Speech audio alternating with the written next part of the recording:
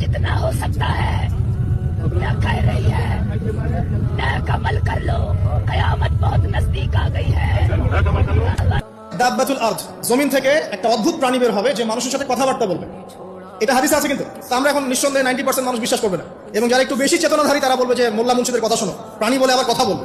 কিন্তু হ্যাঁ, এই কথাটাই যদি নাসা বলে যে হ্যাঁ একটা প্রাণী আছে পৃথিবীর গভীরে, সে অচিরেই বের হবে এবং কথা বলবে, দেখবেন সবাই বিশ্বাস করছে। দেখেন চিন্তাগত শিরকটা দেখেন। যখন আমরা ওইসব মিডিয়া থেকে কোনো কথা আসে আমরা নিশ্চিন্তে নির্দ্বিধায় বিশ্বাস করি। আল্লাহ পাক হাদিসে বলছেন, নবী হাদিসে বলছেন দাব্বাতুল আরদ বের হবে, মানুষের সাথে কথাবার্তা বলবে, মানুষ বিশ্বাস করতে চায় না। আর কি ধোঁয়া, এই ধোঁয়ায় আকাশ ছেয়ে যাবে, ধোঁয়া দিয়ে আকাশ ছেয়ে যাবে, এবং এত বড় ধোঁয়া বিশ্ববাসী কখনো দেখে নাই। এখন অনেকে বলছেন, এখনকার আধুনিক স্কলার যারা, অনেক স্কলার এটা মত, এটা কিন্তু হাদিসে নাই, তাদের মত হতে পারে যে একটা নিউক্লিয়ার এক্সপ্লোশন হবে, সারা ওয়ার্ল্ড তো এখন নিউক্লিয়ার যুদ্ধের সামনে দাঁড়িয়ে আছে, তখন হয়তো বা ধোঁয়ায় পুরো বিশ্ব ছেয়ে যেতে পারে, এটা তাদের মত।